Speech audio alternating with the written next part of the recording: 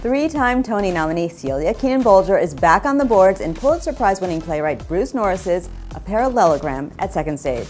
In the play, Keenan-Bolger plays Bee, a woman asking questions of her future self and getting answers. I sat down with the actress to find out more. Hey, Beth. Hi, Celia. How you doing? I'm so good. Okay, I saw this play and I had my mind blown. This is a mind pretzel.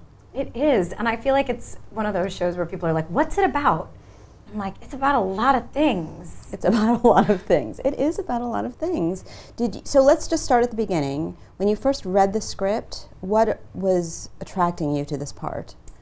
I mean, I think when I first read the play, I was like, whew, that's dark and bleak and doesn't necessarily reflect my own personal worldview. And I thought that that was sort of interesting. It's certainly a character I haven't really gotten to play before. I'm a huge fan of Bruce Norris's. In addition to that, it was really funny. It seemed very sort of technically and emotionally rigorous in a way that was interesting to me. So I'm having a very, very good time working on it. What's really happening for people who don't know is that you are having contact and information from your future self. Correct. And getting to sort of jump through time and replay sequences of events to see if I can make a change in the outcome. And the title seems like it's about geometry. I know. It's not really. It's not. It's more about parallel universes and how things can kind of be happening at the same time. Yes. Perhaps. We don't know. We don't know. That's exactly right. But there is a technology in it that's certainly not in our town. There are no batteries in our town that I remember. No, me neither. Yeah, there's like a little remote that can flip through time. And I think it's so interesting because I feel like it's so hard to write a play in general. And Bruce has created this sort of alternate reality, and not just in the sort of rewind, but he's created a sort of separate world, which I think is really, really hard to do. And I think he gives the audience the option to sort of follow which direction they believe this character wants to go. Right, it's like a thought experiment. It's like if you said, oh, well, I live in the city, but what if I lived in the suburbs? And then you sort of imagine that, and then you can come back to your real life. That's kind of how I was looking at it. Yeah, I think that's right.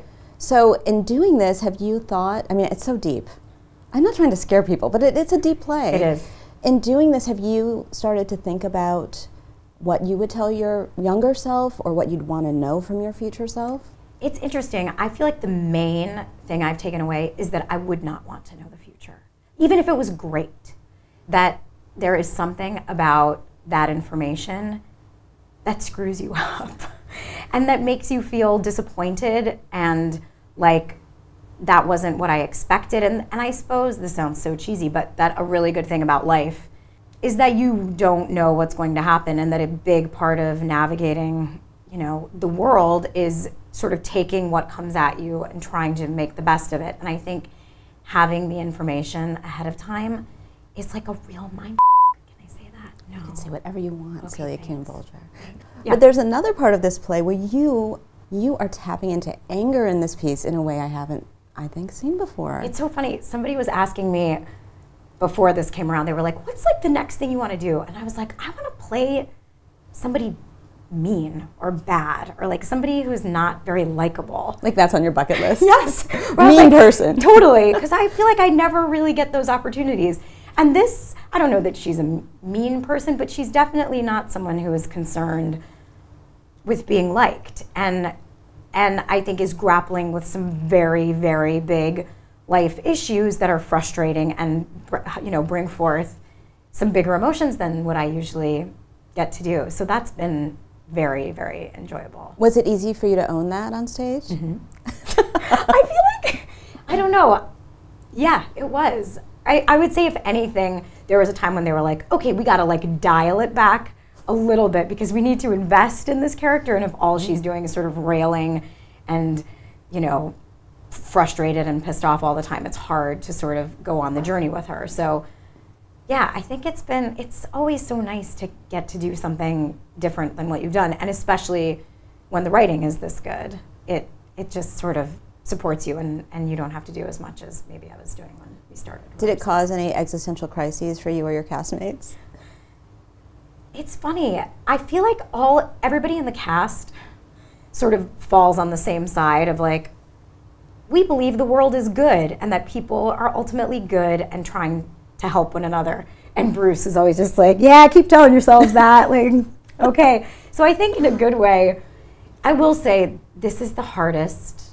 I think this is one of the hardest processes I've ever experienced, just in terms of the language, like getting all of those words in my head, and that because it is it's a very smart play, and the dialogue is very smart, and there's a naturalism to it where you're interrupting yourself while you're speaking. Exactly, and that it sounds basically like we're all kind of improvising and just like talking off the cuff, when in fact it's like very, very specifically written. And to get that, and to sort of get Bruce, like the music of his dialogue. And you're repeating it.